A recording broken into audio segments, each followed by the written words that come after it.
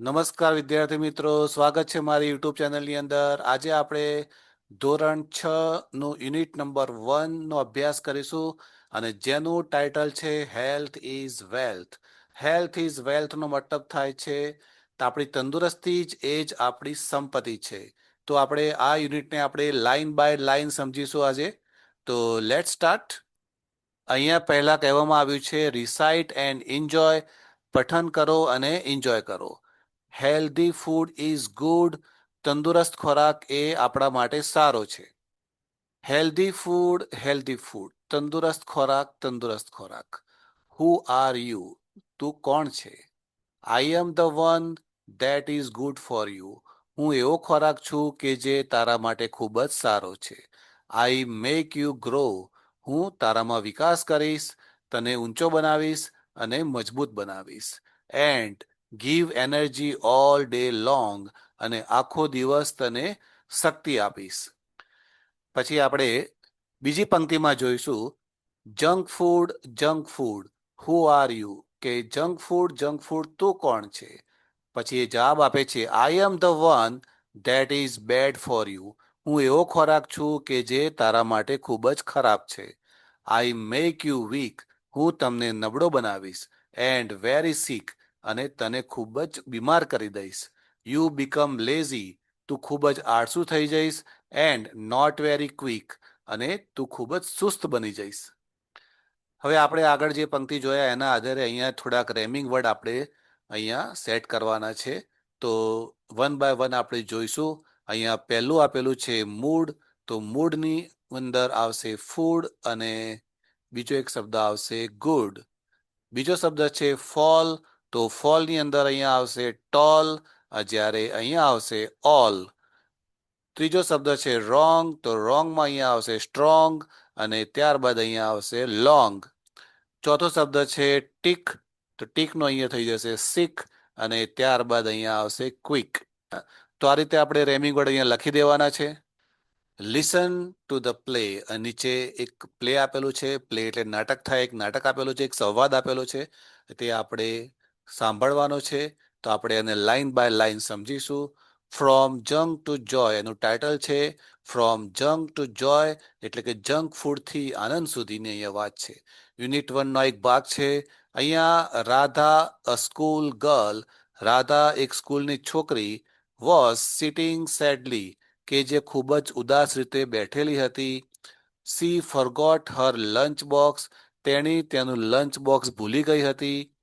Just then a fairy appeared, એ જ સમયે ત્યાં એક પરી આવી જાય છે. Radha surprise to see the fairy, Radha એ પરીને જોઈને ખૂબ જ આશ્ચર્ય થઈ જાય છે અને કહે છે વાવ અ ફેરી, ઓ શું પરી છે. પછી પરી કહે છે યસ આઈ એમ, હા હું છું. વાય આર યુ સેડ, તું શા માટે ઉદાસ છે? તો રાધા કહે છે I don't have my lunch box, મારી પાસે મારું લંચ બોક્સ નથી. The fairy waved her magic wand, and suddenly 5 colorful lunch boxes appeared in front of Radha. તો પરી અહીંયા તેની જાદુની છડી હલાવે છે અને તરત જ 5 જુદા જુદા કલરમાં લંચ બોક્સ અહીંયા પ્રસ્તુત થઈ જાય છે રાધાની સમક્ષ. ત્યારબાદ રાધા આશ્ચર્યથી પૂછે છે વોટ આર ધીઝ, આ બધું શું છે? ત્યારે પરી કહે છે these are snacks for you, આ બધો નાસ્તો છે તારા માટે. રાધા કહે છે આઈ એમ વેરી હંગ્રી, હું ખૂબ જ ભૂખી છું.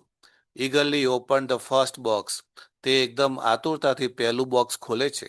કેરેટ્સ, જેમાંથી ગાજર નીકળે છે, અને કહે છે આઈ ડોન્ટ લાઈક ધેમ, મને તો ગાજર નથી ભાવતા. આઈ વોન્ટ પીઝા, મારે તો પીઝા જોઈએ છે. Why should I eat carrots, મારે શા માટે ગાજર ખાવા જોઈએ? તો પરી કહે છે કેરેટ્સ હેવ વિટામિન એ, તો પરી કહે છે કે ગાજરમાં વિટામિન એ હોય છે. તે will make your I sharper, તેનાથી તારી આંખો તેજ થશે. Radha signed and open the second box, અને રાધા બીજું બોક્સ ખોલે છે અને એમાં સ્પિનેચ એટલે કે પાલક હોય છે. Yes it makes you strong and gives you a lot of energy. તો પરી એને સમજાવે છે કે પાલકથી તું ખૂબ જ મજબૂત બનીશ અને તે તને ખૂબ જ આખા દિવસ દરમિયાન શક્તિ આપશે. રાધા ફ્રોન્ડ, તો રાધા અહીંયા ઉદાસ થઈ જાય છે. પછી રાધા કહે છે, આઈ વોન્ટ બર્ગર્સ, મારે તો બર્ગર જોઈએ છે.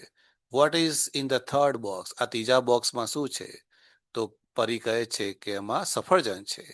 They have fibre to keep your tummy happy, તેમાં ફાઈબર છે, તેનાથી આપણું પેટ સારું રહે છે.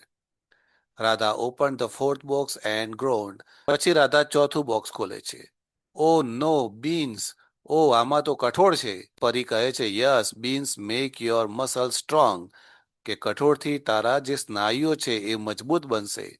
Finally Radha open the last box, અને છેવટે રાધા છેલ્લું બોક્સ ખોલે છે, અને જેમાં હોય છે ઓરેન્જીસ.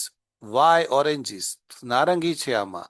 તો ફેરી કહે છે અને સમજાવે છે, તો પરી અને સમજાવે છે, ઓરેન્જીસ હેવ વિટામિન સી, ઓરેન્જની અંદર વિટામિન સી હોય છે, which protects you from getting sick, અને તેનાથી તું બીમાર થતા અટકીશ.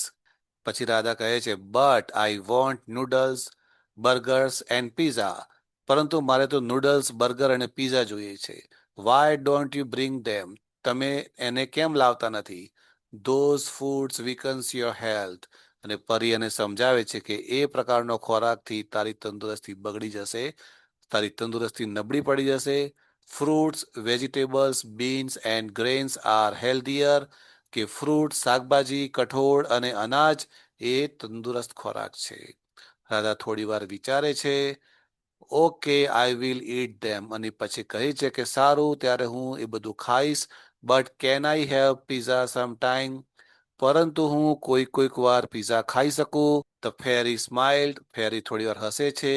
Weekend and flew into air, એની આંખો પટપટાવે છે અને પછી તે આકાશમાં ઉડી જાય છે. Radha try to stop her, Radha એને અટકાવવાનો પ્રયત્ન કરે છે.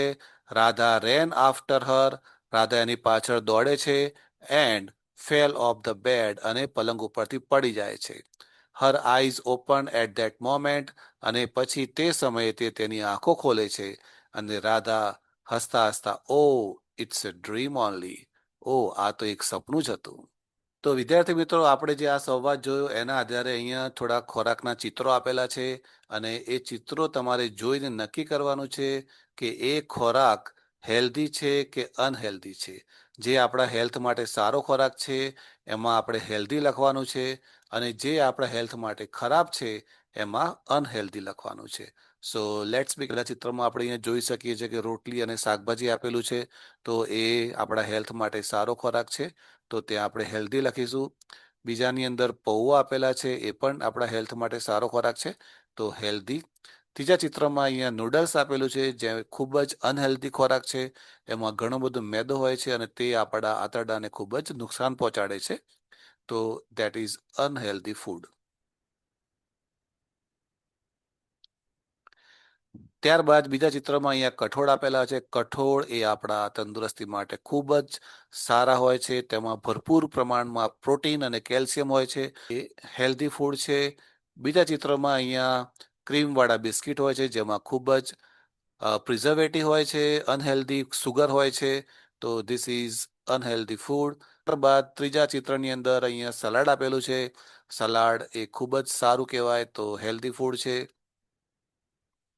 ત્યારબાદ અહીંયા બીજા ચિત્રમાં અહીંયા દાળ અને ભાત આપેલા છે, જે હેલ્ધી ફૂડ છે. ત્યારબાદ અહીંયા પાઉ આપેલા છે તળેલા, જે અનહેલ્ધી ફૂડ કહેવાય, કારણ કે એમાં મેદો હોય છે, તો એ અનહેલ્ધી લખીશું. ત્યારબાદ અહીંયા કુરમુરે આપેલા છે, એ પણ અનહેલ્ધી છે. પછી આપણે અહીંયા જોડકા જોડવાના છે. આપણે જે પણ ઇન્ફોર્મેશન આગળ મેળવી છે એને આધારે અહીંયા કયા ખોરાકમાં કયા ફાયદાઓ છે તે અહીંયા આપેલું છે, અને આપણે એને ટેલી કરવાના છે. પહેલો છે ઓરેન્જ, તો ઓરેન્જની અંદર અહીંયા આવશે ડી, કારણ કે ઓરેન્જની અંદર હોય છે વિટામિન સી. 2 નંબરમાં આપેલું છે બીન્સ, તો બીન્સની અંદર ઈ આવશે, કારણ કે એની અંદર આપણા એ મસલ સ્ટ્રોંગ બનાવે છે. 3 નંબર એપલની અંદર બી આવશે, કારણ કે એની અંદર ફાઈબર હોય છે, જે આપણા સ્ટમક માટે ખૂબ જ સારું છે. 4 નંબરની અંદર આવશે સી, કારણ કે એનાથી આપણા હાડકા મજબૂત થાય છે. અને 5 નંબરની અંદર આવશે એ, કારણ કે એની અંદર વિટામિન એ હોય છે. ગાજરની અંદર વિટામિન એ હોય છે. તો આ રીતે આપણે અહીંયા જોડકા જોડવાના છે. તો અહીંયા આપણે ધોરણ 6 નો યુનિટ નંબર 1 અહીંયા આપણે કમ્પ્લીટ કરીએ છીએ અને યુનિટ નંબર 2 એ હવે નેક્સ્ટ વિડીયોમાં આપણે જોઈશું.